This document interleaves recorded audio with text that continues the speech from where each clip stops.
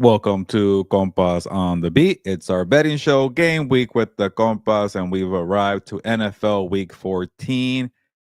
And man, I'm feeling confident. I had a great week in terms of NFL betting on Thanksgiving weekend or Thanksgiving week. There's a bunch of games the whole week from Thursday to Friday to Sunday.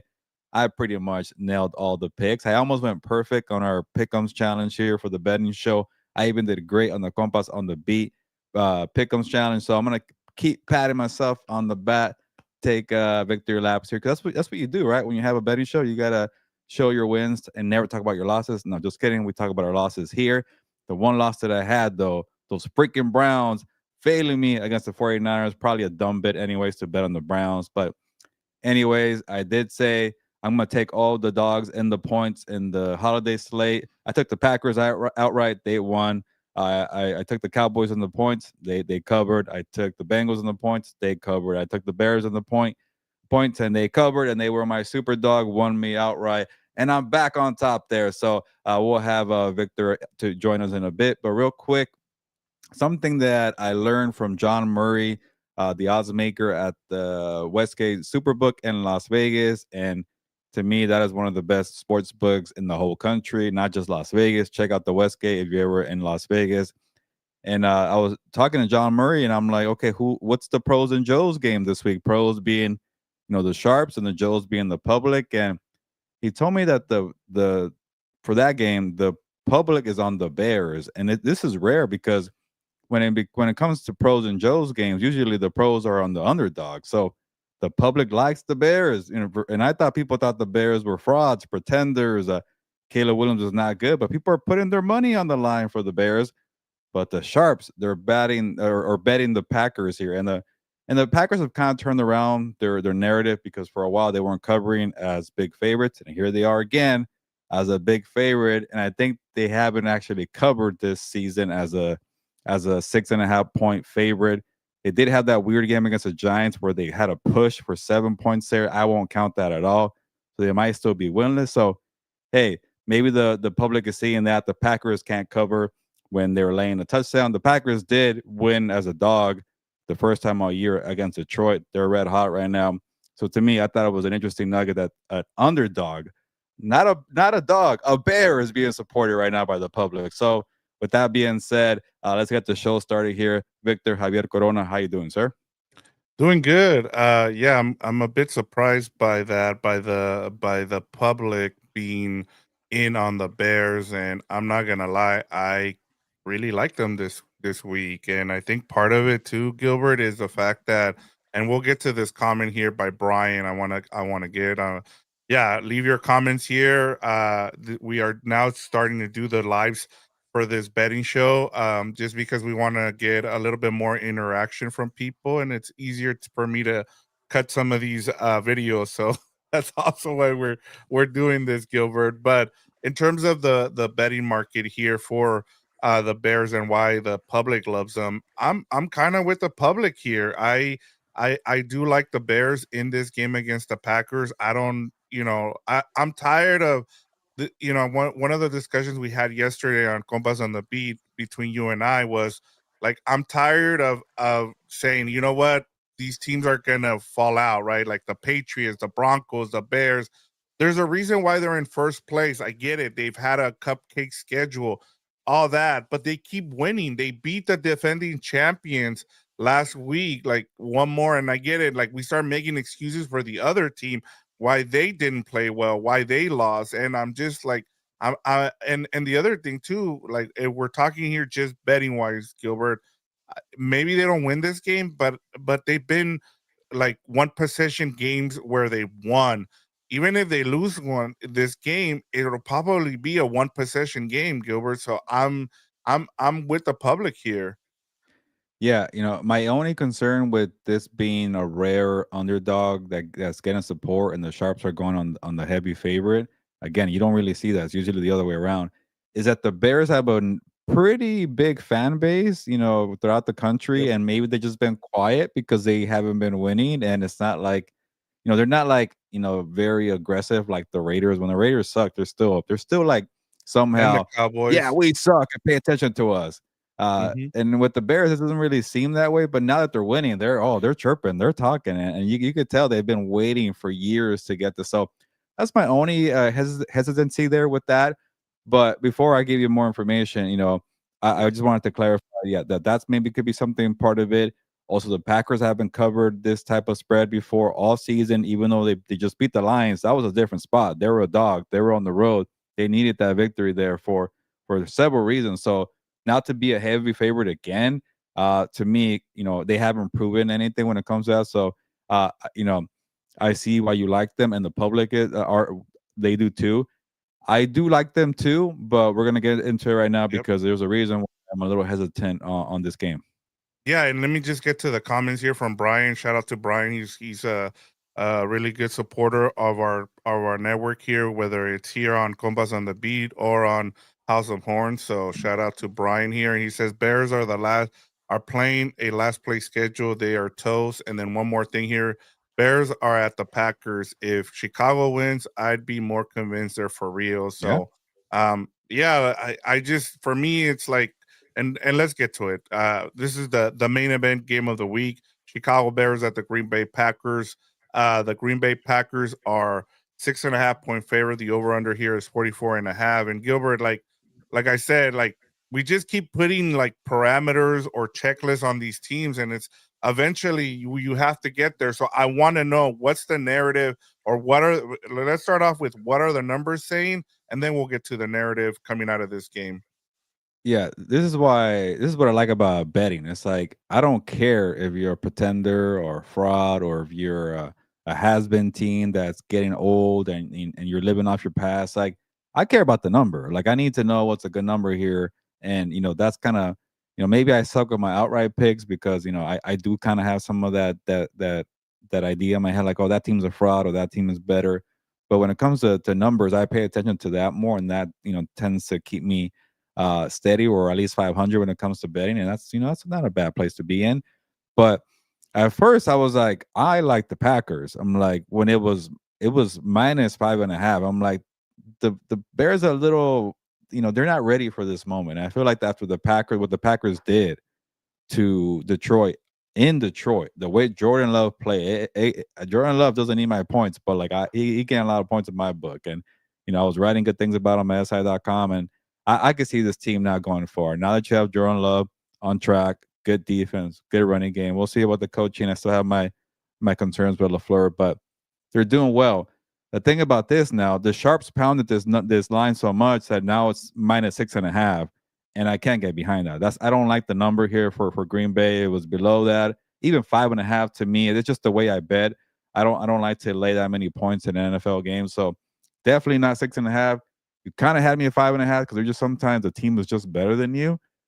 But I'm gonna take the number here. I'll take the Bears at plus 6.5. That's a touchdown pretty much to me. So I don't think they're gonna win this game. I forget what we picked for the challenge. There was one lone wolf. I think it was Yeah, Dan. I think. I'm the lone wolf there, Oh, and you I are think okay. So part of you it definitely too. like the Bears. Yeah, I just don't think they're ready for this moment here. I'm not saying they're frauds. I like their resume. I like what I saw last week. They could run the football. There's a lot to like here. I just think the Packers are doing it better, and they got the quarterback play. I don't think Caleb Williams has been playing well, but to his credit, he's letting Ben Johnson scheme around him. He's allowing himself to play within the guardrails, and there's no shame in that. You're still learning football. You are a winning team right now. You don't want to put your ego first and say, well, I'm the number one pick. I'm going to show off my skill set. And he's saying, no, like I'll protect the football. I'm not going to, he's not operating as quickly as I would like. He's still missing throws, but Jordan Love's not doing that right now. So to me, I think the Packers are going to win this game, but I just don't like the minus 6.5. So I'll take the Bears to cover here. Potentially, I kind of want it to stay away, but I like the number for plus 6.5 for the Bears. yeah, and I'll keep this quick in terms of the narrative, and you talked about it. I think a lot of people are gonna jump on the Packers for that reason.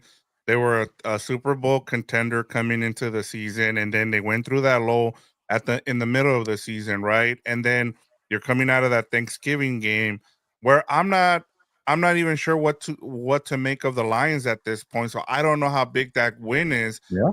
And then you look at a Bears team who we keep saying, well, eventually they're just gonna fall off, right? And then go into the Philadelphia Eagles and they beat them. I get it. The Broncos did the same thing.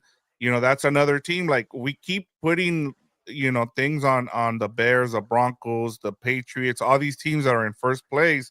And eventually you just got to say, you know what they are, right? We know that the Bears defense isn't as good as they should be. Their turnover rate is way higher in wins, right? But I think the most impressive thing, as you talked about, Caleb Williams hasn't been impressive, right? That run game, the ability of Ben Johnson to be able to fix that run game. The Mhm. run game is gonna travel on the road.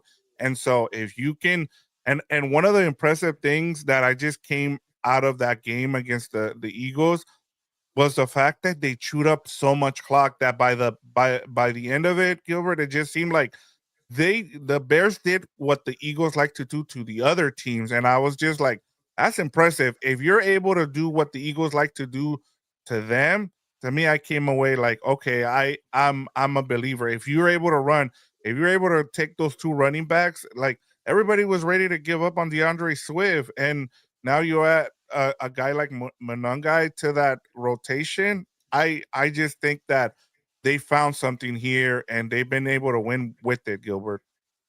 Yeah, I thought that running game was really awesome, and credit to Ben Johnson for just saying, "Yeah, screw it, I was gonna kill the clock and keep it safe here." And because the moments that Caleb Williams had in the first 3 quarters were not good, and usually when you have a balanced attack like that, you're gonna set up your deep shot, right? Like Ben Johnson's such a creative mind. He's like, he probably was trying to contain himself, like, no, don't go for the shot. This is working. I know this is a Mhm. territory where we go big play hunting right here because the running game is so balanced right now.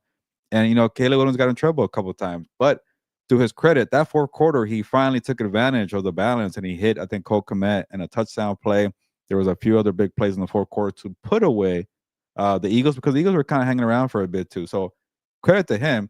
I just feel like with a different team, and maybe he gets in trouble for not taking advantage of the running game, because you can't just play that conservative. There's going to be a team that, for the Eagles, they're probably looking at themselves in the mirror all week like, damn, like we got destroyed. We got pants in front of national audience here. So I still think the Philly defense is that good, but I think maybe the Packers are better because they have a game changer like Micah Parsons. You have a good DC and Jeff Hadley. So we'll see. Say it's the same kind of format of what happened a week ago. Does Caleb Williams not making mistakes early on going to really kill this team, or does he actually step up? Earlier in the game where Ben Johnson's saying, "Cool, let me go into my playbook here. Let's have something here." So I think he's really the big key here. Yeah, I'm with you. And there's people that are like Brian. He agrees with you. Says agreed, Gilbert. The Bears aren't going far with Caleb passing for 180 Yeah. yards. So, and then Delbert, he's like Bears dreams coming down with the Packers twice, Lions and 49ers Ooh, coming up. So we're gonna that's find true. out a lot about these teams. And even he Jorge says I'm a believer. So Shrek song I'm a plays there, and then believer. I like the song.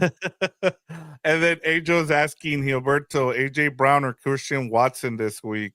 I love it. I know we kind of went away from fantasy football on the channel, but yeah, the betting show is perfect for that. I like Christian Watson. I think you have AJ Brown, Vic, but I'll say this: I just think that AJ Brown has been on lock lately, but they haven't been winning games. I bet they go the other way now and play dirty football and just kind of just run the football with Saquon. So I rather go Christian Watson here.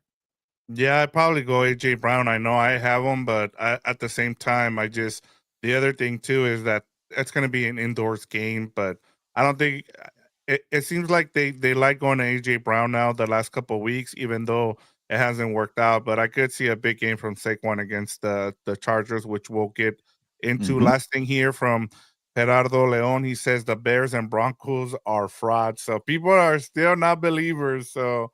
Yeah, I, But I get it, Gerardo. It takes a while to believe in this team, and even I have my reservations, but I'm starting to give them some credit. I get it though. All right, let's move on here to our co-main event. We have the Dallas Cowboys at the Detroit Lions. The Lions are 3-point favorites. The over/under is 54 and a half. Gilbert, what are the numbers saying here? Talking to the sports book people. Yeah. So there's really no sharp play here, and that kind of tells me a lot. But the people don't like the Lions at all right now, which is understandable. And two, the public is back on the Cowboys bandwagon. Make some room, Fernando, because you're not the only one supporting Dallas, and a lot of people are pouring money into the Cowboys. So to me, when I hear stuff like that, we're like, it's all public money. I know there's no sharp play. Sometimes you gotta decide for yourself. You can't just follow the sharps. You can't be a sheep. So I will go with Detroit here. I think they're at home. They're desperate. They need this game more here. I like Dallas, you know, to an extent, I've kind of been I've been waiting for them to pick it up, and you know, but I feel like to rip off three victories like this, you played Kansas City, you play Philly, Detroit's not a slouch. I know they're struggling right now, but I think they're going to be better. I think they're going to be in desperation mode, and honestly, both of them should be because they are both outside the NFC playoff picture. But something feels like the Cowboys are just feeling themselves too much, but they don't have that pressure, or maybe playing loose and free as a road team might be good for them. But it's a tough one regardless. I just don't like that everybody's on the Cowboys bandwagon and they're a public play. That kind of smells a little fishy, a little stinky to me. So for that being said, I'll take Detroit -3 and Detroit to win.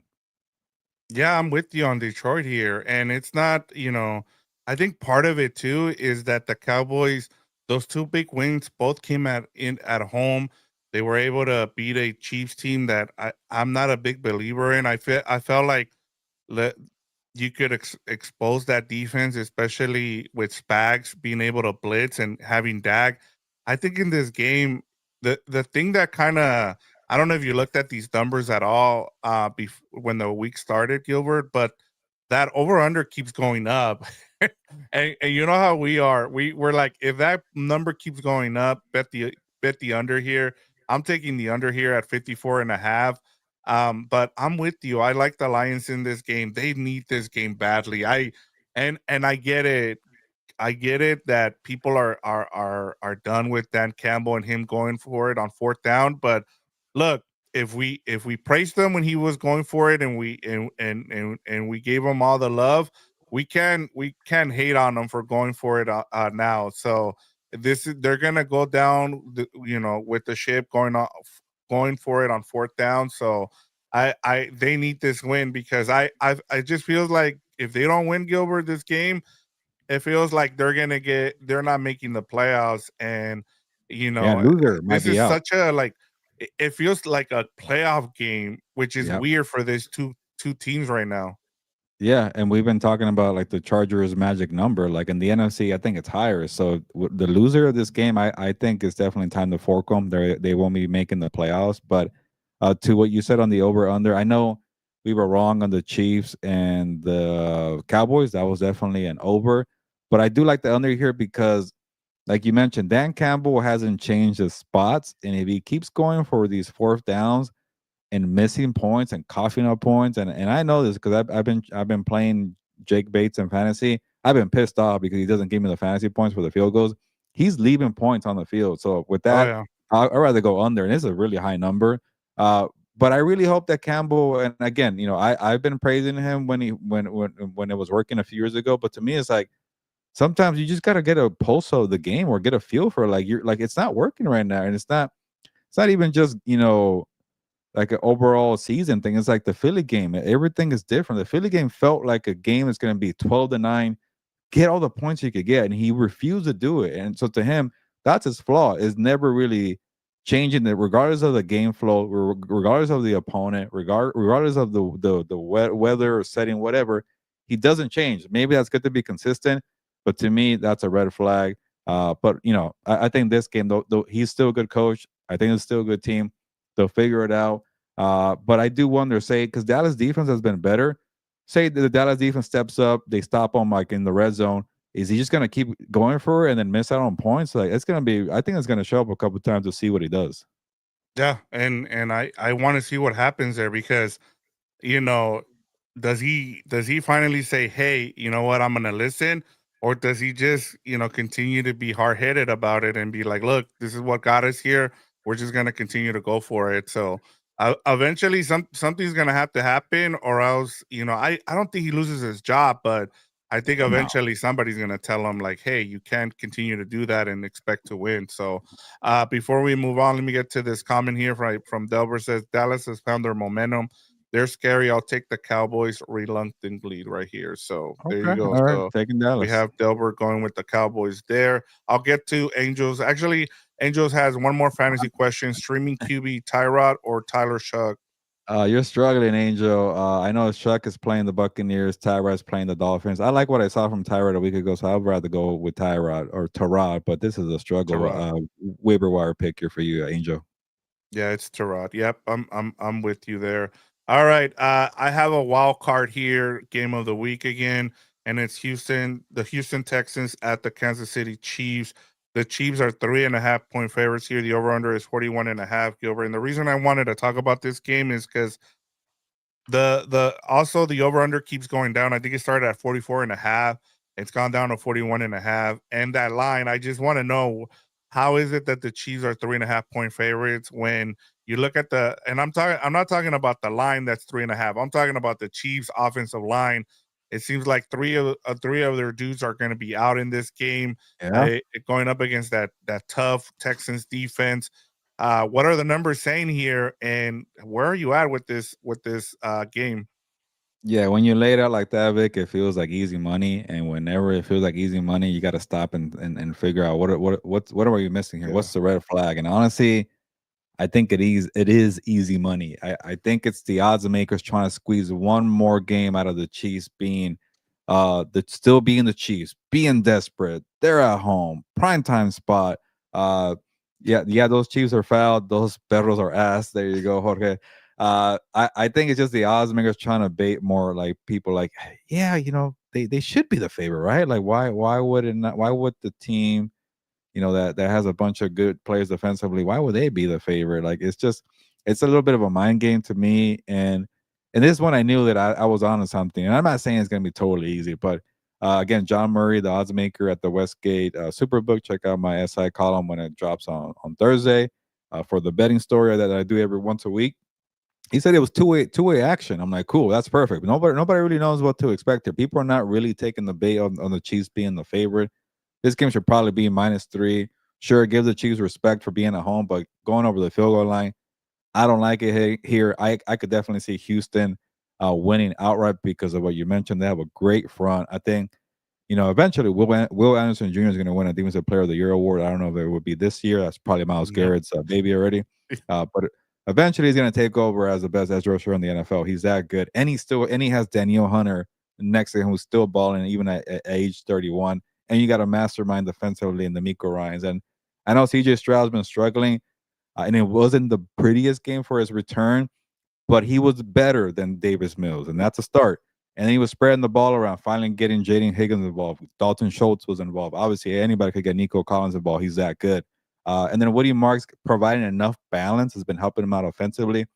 So that's the key right there. Say maybe it is a down day for Houston's defense because they are facing Patrick Mahomes. Can you score points offensively? And I think Houston can. So with that, I will take Houston. I won't even think about it twice. Give me the points and even outright victory for Houston. yeah, I'm with you there. The only thing I'll add is that I was trying to remember the defensive tackle that once he came back, it felt like that defense kind of took over. He's one of those guys that blocks and he was a former Raider, and I can't believe I'm blanking on his name right now. But he blocks field goals, he blocks PATs. But ever since he's been back, that defense just took off. And then with CJ Stroud, uh, just seeing him out there, I that first quarter it took him a little bit to get going. And you could tell he was a little he still needed to get his legs under him. And then like in I think it was the third or fourth quarter, he just took off against the Colts, and it was good to see. He was putting the ball out there. That offensive line as well has gotten better. And they've been running the ball more effectively. So I'm with you. I like the Texans in this game as well. I just I just don't see how the Chiefs stay in this game as well. And then to Gerardo Leon's comment, he says no excuses for Pat Mahomes. for having an injured O line. If he doesn't play well, because Herbert had an Yeah. injured O line, you have to make it work, and that's just the way it is. And I'm with it too. Like we saw last week too with Josh Allen, he was missing both of his tackles, and they still won. So I'm with Gerardo there. You can't make any excuses that you're missing guys on the team. You just got to find a way to win games right now. Yeah, I think you were talking about Mario Edwards Jr. For the Houston. He was a tackle, or unless you were talking about Sheldon Rankings, but I know you were trying to find a name there. Yeah. But yeah, but the last thing I'll say here on the Chiefs, and this goes back to our Eric D. Williams interview, Yep. and he reminded me like, yeah, I know I was trying to find like the last dominant defense to win a Super Bowl, but he was like the Chiefs when they won their Super Bowl recently, like that was more defense than Patrick Mahomes, and Mahomes kind of takes the credit for it, and I'm like, yeah, he's right. But it also reminded me the Chiefs defense is not as good as those years. And then the Mahomes offense is still very inconsistent, very sluggish. And all they have is here is Rashee Rice. Go help us out. Get a first down, Rashee Rice. What is Worthy done? What is Hollywood Brown done? And they're still needing more contributions from an old Kelsey, which kind of tells me everything. People are not stepping up in that offense. And, you know, we should definitely give some criticism to Mahomes for not raising the play of everybody on that team. So yeah, like the offense is not that great. It's a one trick pony. It's Rashee Rice, passes for 5 yards and move the chains, and the defense is good, but they're not lights out. They're not Houston. So to me, what does the Kansas City really have? Desperation and being at home and a reputation. I'm okay with that. Yeah. And the name was Danico Autry. Ah, that's right. That's who it was. Yeah. So ever since he came back, that defense has just been playing lights out. I think he came back against the Broncos. That was a game that he came back against. I remember because I watched that whole game, and it was just impressive to see both of those. And then that was the game that CJ Stroud got hurt in, and with the concussion. Um, so yeah. All right, Gilbert. Let's get to the LA betting market. We'll start off with the Los Angeles Rams at the Arizona Cardinals. The Rams are 8-point favorites. The over under here is 47.5. What are the numbers saying here? And I think the Rams are 8-4 against the spread this season now after their loss to the Carolina Panthers. Yeah, since we're on live here, promo to our House of Horns guests. We're gonna break down this game in a bit when we're done here. Cardinals Rams. I don't know how we're gonna fill time with this game because the Cardinals are boring, and maybe you could talk about how I overrated them in the offseason, and now Yeah. I'm looking like a fool. But yeah, the Cardinals are just not a good team. I get the number here. It probably would have been over 10 if the Rams didn't lose to the Panthers a week ago. So there could be some danger here because Jacoby Brissett has actually been on fire, and the Rams secondary came back down to earth last week. We'll see if MHJ is going to play, but Michael Wilson stepped up when he was out. Greg Dortch stepped up. They still got Trey McBride. Like Brissett has been that good to the point where like don't bring back Kyler Murray, and then if you don't want to draft the quarterback, make him your bridge guy for a year. Like he's been that good. The coaches, I don't know if the coaches is going to make it this year, but they finally found something with him. So now, with that being said, I still think the Rams are going to hold it down here. They're going to be pissed off. Divisional matchup, like again, everything's in front of the Rams for the taking. They kind of blew it last week and they fell a step back, and I still think it's going to hurt them at the end of the day. But you can't lose a divisional game. You can't lose to another NFC team. It's all about tiebreakers this time of year when you're in the position that you're in for the Rams. So go destroy this team. Be pissed off. Go get a divisional matchup. Improve your record to I think 3-1. They lost to the 49ers. So I'll take the Rams here. I'll lay the point. That's a lot of points. I got burned last week. You did not. You said it's gonna be close. So yeah, I don't know what you're thinking. We're here for this one, Vic, but the Cardinals are just out of it. The only thing I can think of here, Gilbert, is the fact that the Cardinals blew out the Rams in Arizona last week. It was like the second game of the year, Yeah, and last year. yeah, last year, right? And so that was with, that was with Kyler Murray, and that was with other guys there, and at the beginning of the season. So that's the only thing that I can tell you. Well, maybe this game stays close. I just don't see it. Um, and one of the little tidbits, talking about kind of promoting the interview that we had with Eric Williams on Compas on the Beat yesterday. He talked about the fact that one of the things with Sean McVay and how prepared he has this team is the fact that they don't get blown out, like they're in every game, right? And so that is one of the things that I've seen from this team this year is like when they step on them, they make sure that they blow them out. Now, last week was, it was a bunch of different things. You can make excuses. You can have uh Matthew Stafford throwing the ball away and having a pick six and stuff like that. And it was a close game. They had a chance to tie it and perhaps win it down the stretch there. So we know that they're gonna be around. I just don't see it this week. I feel like Arizona has pretty much, they packed it in. I thought maybe once they went to Brissett that they were gonna, you know, give Jonathan Gannon a fighting chance, kind of like what we see with Mike McDaniel and the Dolphins. But ever since the whole thing with the Mercado, it just feels like this team just was done with Jonathan Gannon, and now they're just playing out the rest of the schedule. So I'm with you. I'm taking the Cardinals here, and give me the points here as well. I think it might be one of those blowouts where I one thing that I know from Sean McVay is he remembers those blowout losses. I Yeah. would not be surprised if he returns a favor here. That was a rare blowout loss, like you mentioned, and Yeah, and last thing, like Brissett's quarterback play has been so much better than Kyler Murray, and they're still losing games. So this team yeah, has no hope here. yeah, and that's the thing. And Jorge, we have not talked about the Chargers yet, and guess what? That is where we're going next. With our LA betting market game here.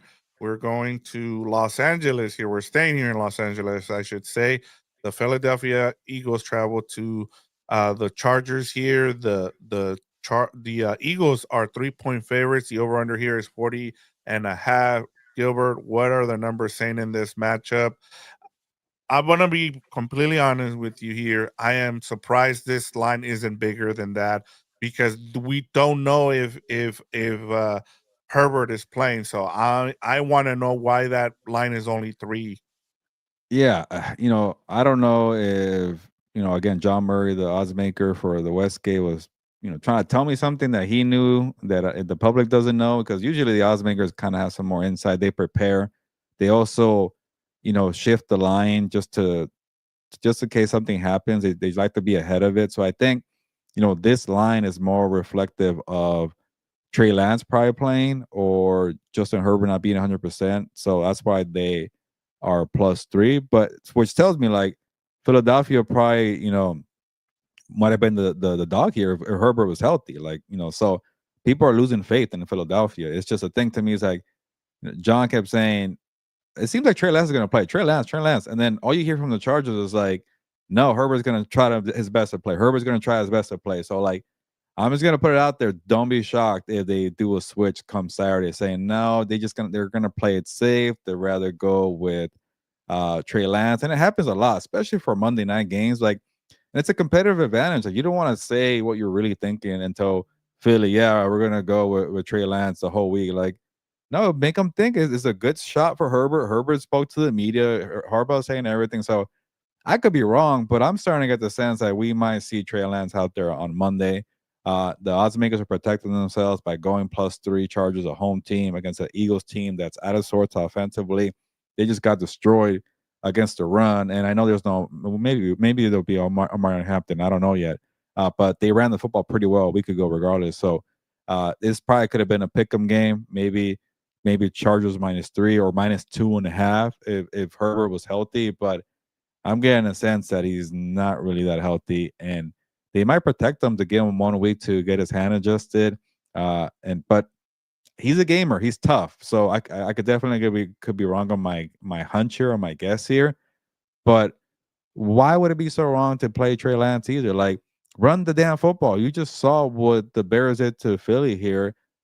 He's a little more. He's mobile, or actually more mobile than Herbert. I know Herbert is mobile himself, but just get a bunch of play action and run and put a bunch of hands off here for the running back committee here. So if Herbert is healthy enough to play, like, are you gonna put him out there, risk more injury against a very good front, against a very good, Eagles defense? And I think there could be limitations to playing under center with that hand, or even shotgun, just trying to catch a football, like have it in your hand to give it to another player. Maybe there's a guy coming off, your whatever side. You have to move the ball to a different hand to kind of protect the ball. It's just like people are making it seem like it's not a big deal. Maybe it's not as bad as Daniel Jones with the broken leg or fractured leg, but it's gonna be limitations, which makes me feel like they might just say, "F it, let's go Trey Lance here." That's kind of be my bold prediction there, but uh, I'm gonna take the Eagles. I know people are gonna boo me here for that one, but I'll take the Eagles here. They're also, they are also desperate. I think they need one. They are on a 2-game losing streak. I think this team is better than what they've shown. I think the defense maybe was just bad for 1 week. Maybe they got caught off guard. So I know Philly right now is laying the points as a road favorite here, but I'll take the Eagles here.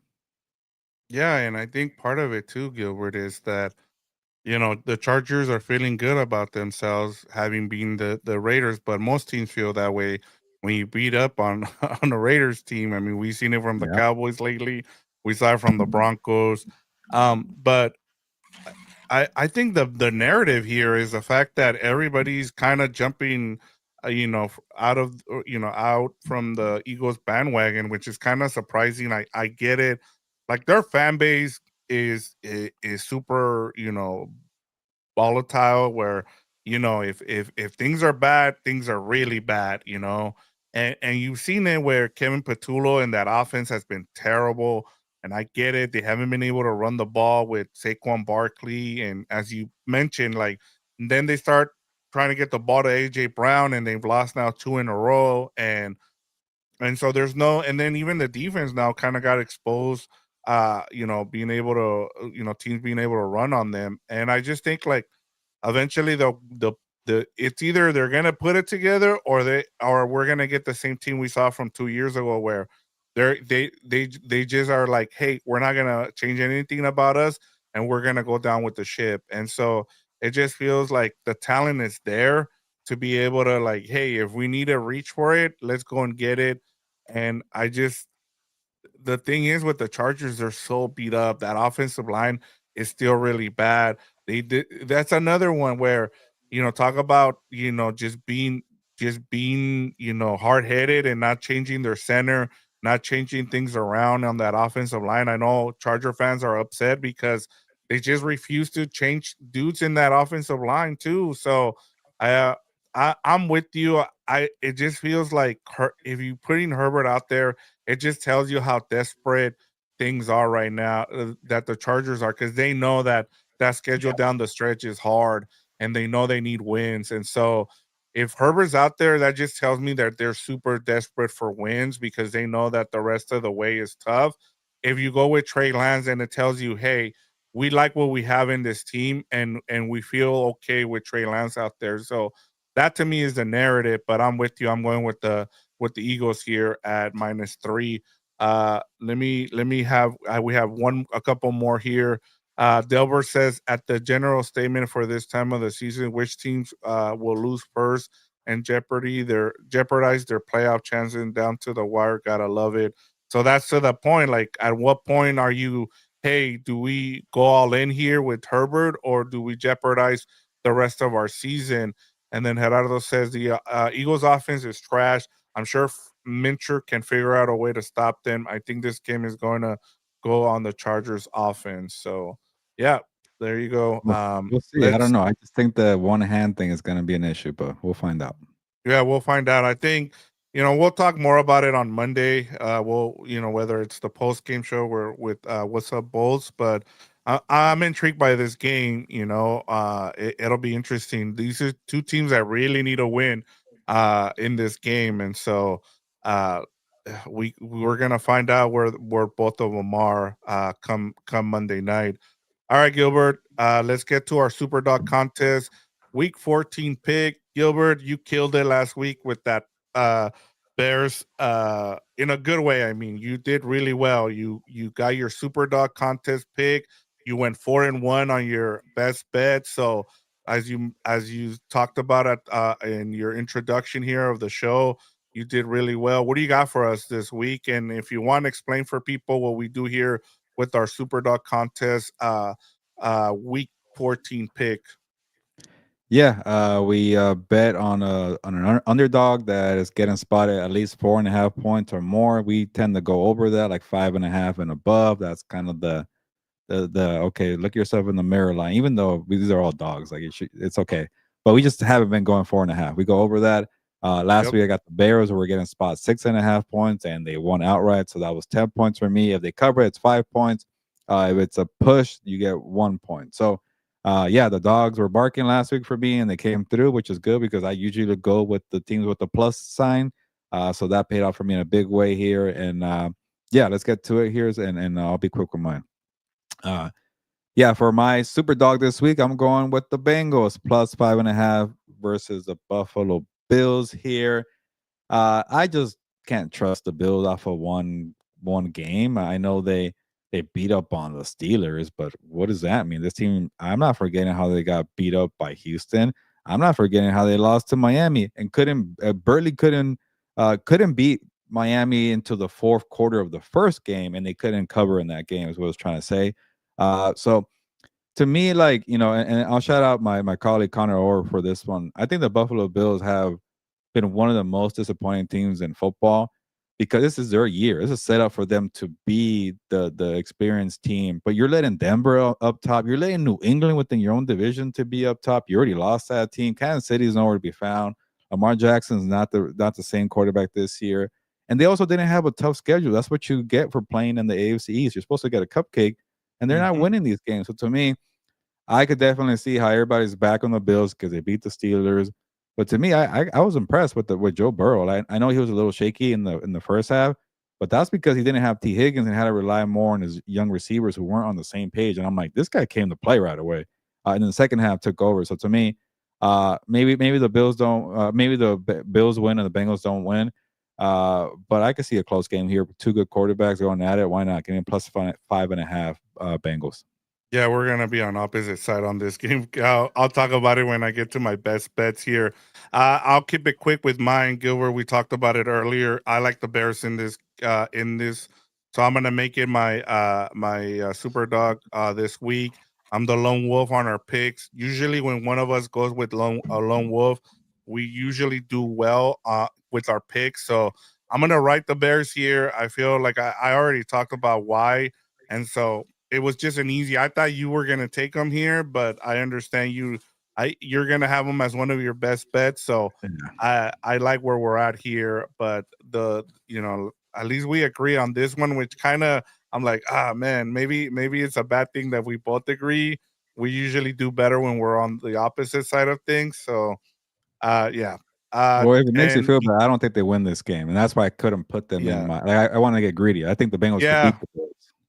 Hey, especially after the week you had last week, and talking about that, now you're at 146 points to my 137. I mean, you went 4-1, plus you picked up those 10 points on that super dog. So I think you cleared 23 points last week because Freaking of it. Browns! So I could have that been perfect. that's crazy, man. Like that's how this game can flip. And we have what, a couple weeks left, so it's gonna go down to the wire to see. Last year I was able to beat you, but yeah, this one it's gonna be close till the end, Gilbert. So Yeah. let's get to our betting locks of the week here. Let's start off with your best bets for week 14. What do you got for us, Gilbert? Yeah, and just for the game, how we're playing here, the Yes. point scale, it's 5 points for the first one, 4 points for the next, 3 points, and so on. So for my 5 pointer, I already talked about this one. It seems like easy money, and I checked to see if it's something wrong here, any red flags that I should be looking at. No, the coast is clear. Go Texans plus 3.5 versus the Chiefs. I'm taking them. I don't care.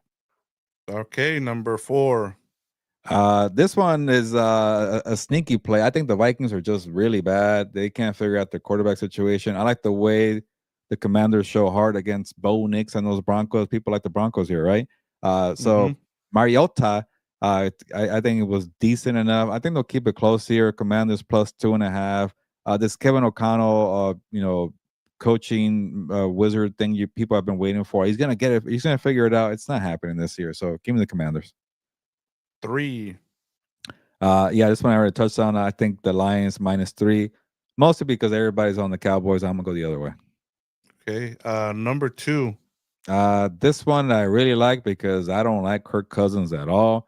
There might not be no Drake London, like I mentioned in that Jets Falcons game. It's pretty much 1 against 11. Bijan's doing all the work, and now you're playing it like this is not the Jets. This is the Seahawks here. So I'm expecting like a 30-point beatdown or maybe like 20. I don't know. Seahawks -7 here. Yeah, I'm kind of indifferent from this matchup because I have both of them in my wins. So I'm like, whoever wins this game, I get a win. So I'm good there. All right, you're number 1. Yeah. So I couldn't find another bet I really liked, and like I mentioned, I do like the number. Like if it would have been -5.5 Packers, I probably would have taken the Packers here, but I don't like to have that many minuses in my top five. So it's +6.5. Give me the Bears here for 1 point. I'm not that confident in it.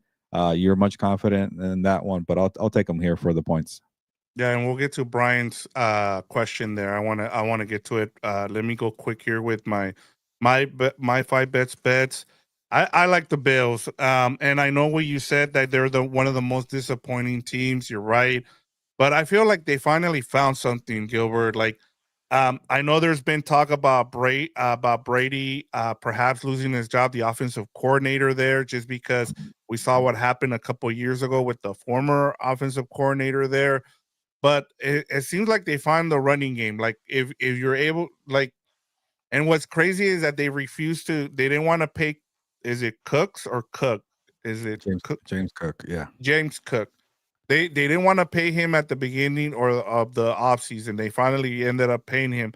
And it's honestly been like when they commit to James Cook and running the ball, which they did against the Steelers, they win games. It's like it's either Allen or Cooks. And it just feels like you need to run the ball. And if you're able, you finally found your identity for this season, then stick to it and you can beat the Bengals here. And so I'm gonna keep rolling. They got me the 5 points last week, so I'm that kind of person where if you show me that you're finally figured something out, then I'm gonna roll with you, especially when it comes to the It's the betting thing with angle that, of Vic, this. is like they always go back and forth. Josh Allen Yes, hero, run the football. Josh Allen hero, run the football. They have not figured out what they want to do. There's no commitment to it, and I'm not gonna fall yeah, for 1 week. So I get the Bengals are the Bengals and they suck, yep, but I just like the points there a lot. It's just this Bills team. There's a reason why they can't get over the hump, and they just don't have the coaching. It's kind of plain yeah. and simple sometimes. But I get it here. We'll be different here. Yeah, that's fine. I'm going here with the Eagles -3. I really like I said, I don't understand why this line isn't bigger than this. So you're giving me 3 points here against the Chargers. Like I said, I think it's going to be Trey Lance, but I could be wrong. Even if it's Herbert, I just think the Eagles, like, they have the talent. They're the most talented team in the league. The coaching just isn't there right now. But like I said, I think the narrative, everybody's gonna jump off the bandwagon here with the Eagles. So I'm gonna take the Eagles here. My number 2 is the Texans here is +3.5. We already talked about why we like the Texans in this game. My number 2 is the Browns 4.5. The Titans are just done. Like they packed it in. They want to get the number 1 pick. They want to trade that number 1 pick to get even more picks. So continue to tank care of the Titans, and then the Browns. They just need something. They wanna get some wins for Kevin Stefanski so he doesn't get fired. So I like them at home. They play much better. And then my number 1, I'm taking a chance here with the Jaguars at +1.5 here against the Colts. I know they've been up and down, but it just feels like they might have found something. Even with Trevor Lawrence throwing the ball away here, having 3 interceptions against the Cardinals, he comes back and he plays well against the Titans last week. I just feel like they're gonna make the playoffs. I know nobody wants to see them in the playoffs, but at this point, that's just what it's looking like, Gilbert. I don't know if you have any of those. If you have any Yeah. comments on any of those before we move Honestly, on. I don't like the Browns one because the Browns ones should not be a favorite against anybody like that. But like honestly, if it wasn't, if I was looking at this blindly and I didn't see the team, and I'm like, if it was Any other team besides Tennessee, I would have taken the other team because you cannot lay 4.5 Yep, against I'm for with you. Cleveland. But Tennessee's that bad, so I can't knock you for that. Yeah. And then to the question here, I would I'm sure you agree with this. Who is the upset of the week, gentlemen? Straight up, it's the Texans, right? Oh yeah, for sure. Again, I sometimes it's if it's easy money and there's something fishy, you're gonna get burned. But I feel like I checked enough to know this team is not that good. Kansas City, that is. Yeah, and then he says for him, his sleeper is Hey, Cincinnati this week. So there you go. He's with yeah, you on that last year they one. were 4-8 and they won out. They didn't make the playoffs, but they won out. So maybe they do the same thing here where they miss the playoffs again. Yep. All right, let's get to our quick hitters. But before we do that, I gotta let the people know which teams are on a bye week. Especially, I know there's a lot of talk this week with bye weeks, especially in week 14, as you're trying to get, especially when it comes to fantasy teams. The Patriots, the Giants, the Panthers, and the 49ers are on a bye. Make sure you have you made plans to pick up some players in the wire here because there's a lot of good players out there who are going to be on a bye this week. Yeah, it's definitely one of my pet peeves of having the final week of the regular season in fantasy football have bye weeks. 4 teams on a bye week. So let's get that Yeah. together. Especially when you didn't have any bye any teams on a bye in week 13. I didn't Yeah. understand that, but I know it's Thanksgiving weekend and you need to make sure you have as many games as possible to take advantage of all the eyeballs that you're going to have during that week. All right, Gilbert, let's go to our quick hitters real quick. Miami Dolphins at the New York Giants. Who do you got here? This is a tough one. 2 teams that were bad or not, they're now playing better. Mike McDaniel, Aaron Glenn, they have something. So I'll just take the home team. Give me the Jets plus 2.5. All right. I would take the Jets at home as well. Uh Steelers at the Baltimore Ravens. The Ravens are 6-point favorites. The over under here is 42 and a half. Yeah, I can't believe it's gotten to the point where I'm looking at the Steelers like the Titans or how I used to look at the Jaguars. I want no part of them. Like I like the number for Pittsburgh, I really do, because Baltimore has not been good for a while. Like the only time they've been good since Lamar came back was the second half in Miami. That's it. But I can't get behind Pittsburgh, so stay away game for sure. But I'll take Baltimore here. I'm gonna go with the Ravens here. I forgot to tell you a story yesterday. So we went to. I'll be quick here. We went to Costco, and then somebody, one of the workers there on the self checkout, was looking at the at my hat. I had my hat. I always wear my hat when I'm out. And then Megan was like, "Yeah, it's a podcast. You should check it out. They talk all sports." And then like for the rest of the time, he just kept coming over, and he's like, "Yeah, man, Tomlin sucks." Like he's hasn't been good for a long time. He's a Steelers fan. He is done with Tomlin. He's like everybody keeps saying that he keeps all the winning all these games and stuff like that, but like we're done with him and just yeah, like Steeler fans are done with Got him Tomlin. bad. So it just goes to show he like it was a time where like somebody was trying to ask for help and he kept coming over and he's like kept telling me about the Steelers and I'm like I'm with you, man. He's like, can you believe we have the most expensive defense? And I'm like, yeah, I know. I get it. So I wanted to share that. I forgot to bring that up yesterday. All right, Gilbert. New Orleans Saints at the Tampa Bay Buccaneers. The Bucks are 8.5-point Ooh, favorites. The over under here is 42 and a half. this is a high number. I know the Bucks are better now or healthier, but the Saints stink. I don't know why I'm doing this. Give me the Saints. I just like the number for them. Man, they cost me a win last week. The Saints did with all their crap at the end there, and I'm just staying away from this game. But I like the Tampa Bay Buccaneers to win this game, though. Yeah, for Last sure. game of the week, the most boring game out there is the Broncos at the Raiders. The Broncos are 7.5-point favorites. The over under here is 40 and a half. Yeah, I always ask the odds makers, what's the liability game of the week? What's the one you're gonna be sweating? The one that you feel like the public's gonna, just take all your money. And he said this one, like, and it's gotten to the Yeah. point where Raider fans who tend to support are out. Like they're done with this team. They're not gonna support. It's all Denver money. And he said, I have no faith in the Raiders to cover this line here. We're probably gonna lose a bunch of money on this game. So yeah, I'll. It's just Denver is hard to cover to this big line, especially what they just did to Washington. But It's the Raiders. Give me Denver here. It's a really high number. I'd rather stay away, but just for the sake of picking something, I'll go Denver. I'm with you on Denver, but Fernando did say that he thinks the Raiders are beating the Broncos in this game. So I want to Well, make last sure time we he put said it I'll out keep it there. close, and he was right. So maybe he's right here again. Yeah, and he's been hitting on a lot of his. Even though he's not on the show here, he has mentioned some of those upsets. So keep an eye on this one. If it's an upset here by the Raiders, we got to give Fernando uh, his due here. That's a good question. Shula to Buffalo. Do you see that, Chris Shula? Perhaps No, if they because Josh Allen has been with a defensive-minded coach and Sean McDermott, and they have not gotten the job done. They're gonna go offense all day for sure. Yeah, and we'll talk more about this. I do want to, we'll talk about some of the candidates out there. From what I'm hearing, it's kind of like the quarterbacks coming out of college this year. There's not a lot of good coaching candidates out there, so it'll be interesting if we don't have as many firings as we think they will. But honestly, like the way it's been going, I think there's been an average of at least 8 this decade. So yeah, just something to keep an eye on, Gilbert. But that is for another day.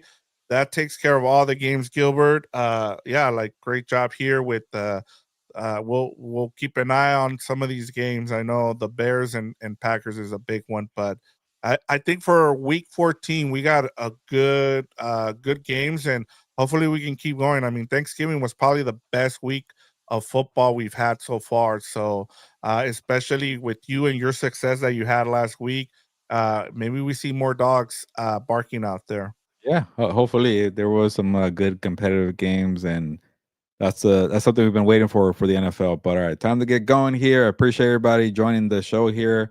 We haven't been doing it live, and now I'm glad that we're doing it live because we saw all these comments here. So thank you for joining us. Uh, and then Angel said, if Fernando hits on the Raiders, you better have his ass on the next show. And hopefully he has what's up bolts for you this week. I don't know when that is, but stay locked in for House of Horns in about 10 minutes here. So Rams against Cardinals. So we'll talk about that. But thank you for joining the show here, and check out everything we're doing on Compass on the Beat. We got a bunch of videos uploading from the interview with Eric D. Williams. So check that out. So yeah, no update on what's up, Bull to Angel. He pretty much said he's gonna try to get Eric on the show and do something. So I would think maybe Thursday, but we'll try to find out. But We will time be to get going on. here. Yeah, we will be on post game show. Sorry, I just wanted to make sure that update we can tell Yeah, you. we'll do like a post game show, but I don't know about a preview. But Fernando sounded like he's going to commit to it. It's also he has time. It's a Monday Night Football game, so let's get out of here. See some people in a bit for House of Horns. Check out everything we're doing at Copas on the Beat. Time to get going. Nos vamos, pues, vámonos.